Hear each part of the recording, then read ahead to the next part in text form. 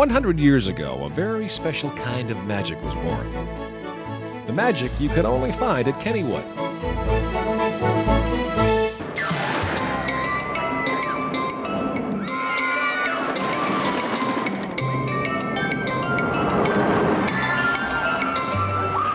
Come on a trolley ride through time to see just a few of the countless memories of America's finest traditional amusement park. Our first stop, 1898. A scenic family farm carved out of the hills overlooking western Pennsylvania's mighty Monongahela River. Anthony Kenny leased his farmland to the Monongahela Street Railroad Company to provide passengers with a destination on the weekends.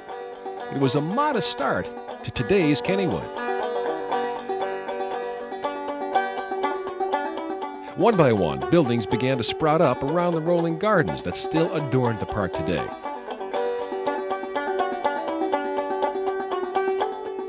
The turn-of-the-century thrills were tame compared to today's standards, but they were the rage of their time. In 1901, the new See It to Believe It ride was the Old Mill, the boat excursion through darkened tunnels. Today, the Old Mill is the park's longest-standing tradition. Soon Kennywood was building the biggest, fastest roller coasters anywhere and laying the foundation of today's Kennywood, ride by ride.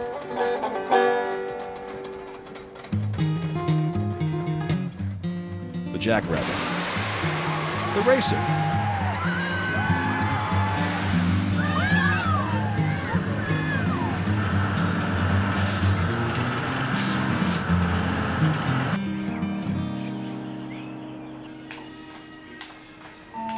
Hurry, hurry, hurry to Kennywood Park. Bigger and better than ever this year. More rides, more thrills, more laughs. More fun for the whole family. Hurry, hurry, hurry to Kennywood. Kennywood's second renaissance began in the 1960s when the Pippin grew to become the Thunderbolt. The Renaissance rumbled into the 70s with Kennywood's million-dollar ride, the Log Jammer, and it continues today as the park adds one blockbuster ride after another. Rides like Steel Phantom,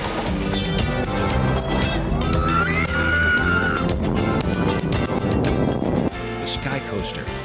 All right, flyers. 3, 2, 1, fly!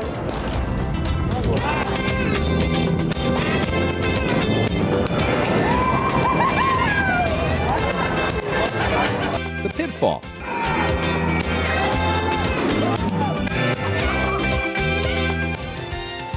And an entire section honoring the amusement industry's roots, Lost Kennywood.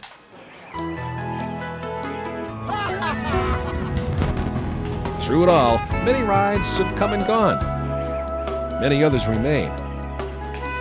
But the glue that's held Kennywood together has always been its midways, with their distinctive sights, unmistakable sounds, and delectable smells. In celebration of its 100th anniversary, Kennywood brought to life the midway of decades past.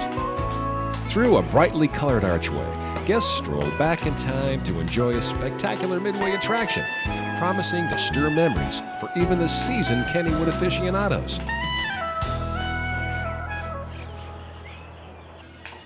Ladies and gentlemen, I direct your attention to the midway and the death-defying daring-do of Bulletborn, the human cannonball. It promises to be quite a show.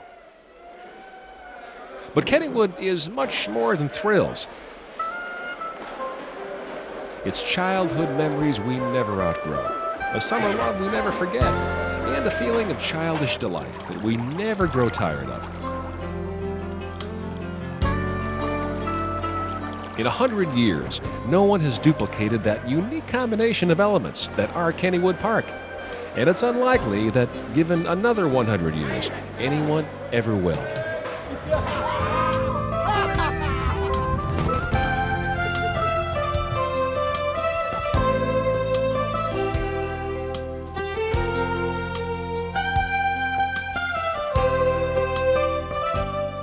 Here is wishing Kennywood another decade of family fun and memories.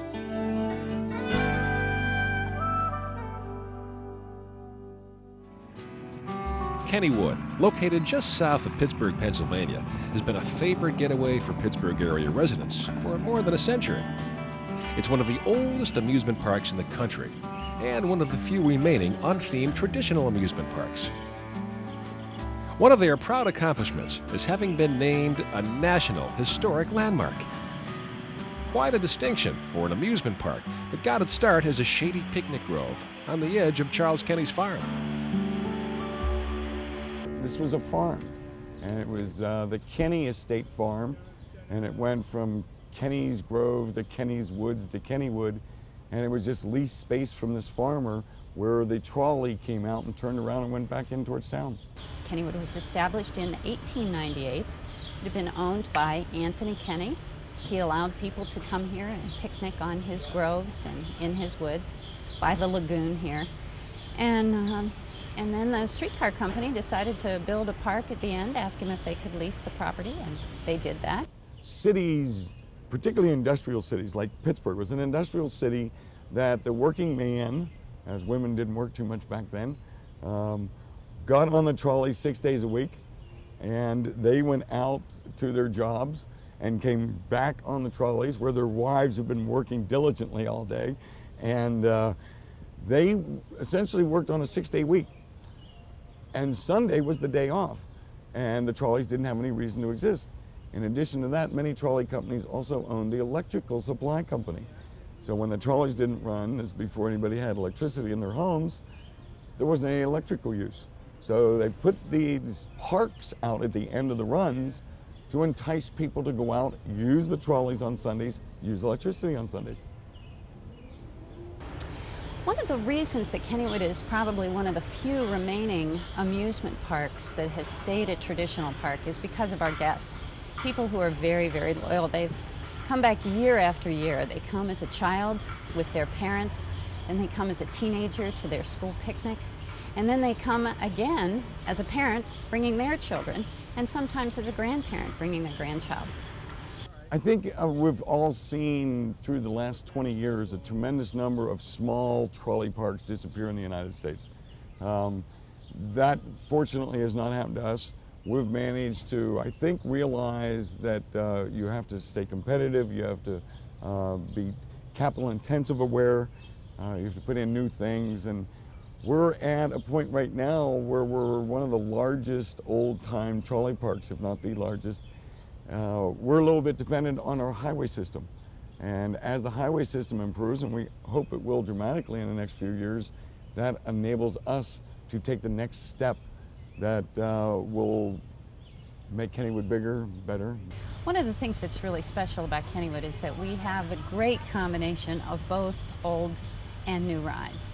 We go back to the 20s with the auto ride, the only one left of its kind in the country. We have the old mill that was originally built in 1901 and rebuilt again in the 20s.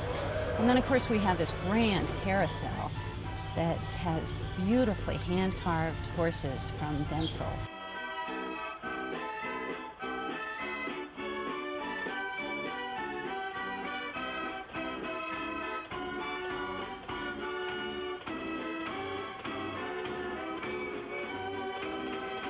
There's a couple things that are unusual about Kennywood. There aren't very many urban parks left in the country, and Kennywood is one.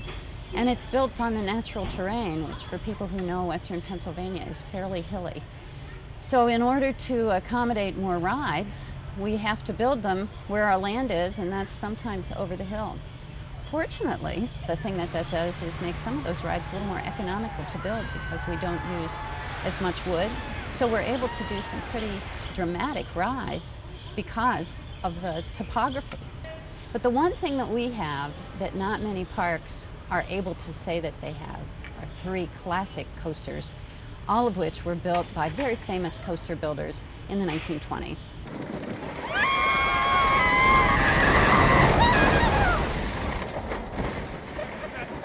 The Thunderbolt originally was the Pippin, and it was built in the 1920s, 1924, by John Miller, famous coaster builder. And then in 1967, it was greatly expanded, almost doubled in size, and turned into the Thunderbolt. And that coaster still shows up on probably everybody's top 10 lists of wooden coasters. It's a great coaster. The Thunderbolt was the wooden roller coaster of the 70s when a writer just declared it in the New York Times as the greatest roller coaster in America. The Racer is unique in this country. It is the only single track racing coaster, meaning that all that track is tied together. There's not two separate ones. And then, of course, the infamous Jackrabbit. The Jackrabbit is our oldest coaster. It was built in 1921, also designed by Johnny Miller, again, a very famous coaster builder. And it's unique in the fact that it has what is called a camelback dip, or as it's known today, a double dip. I think coaster enthusiasts love the Jackrabbit for several reasons. One, of course, it was built in the 20s by John Miller. Two, the double dip is amazing. You get tremendous airtime when you're coming down that second dip. And the fact that it's built in the natural ravine. Kennywood's coasters are incredible because you don't always go up before you go down. You leave the station on the Thunderbolt and immediately drop off the ravine. On the Jackrabbit as well, you leave the station and you go down before you go up because we have the hillside. It's not violent enough that small people can't ride it, and yet there is a negative gravity situation that is as good as anything in the industry. So that really gives you a chance to cut your teeth as a youngster and enjoy it through your entire life because the sensation never changes.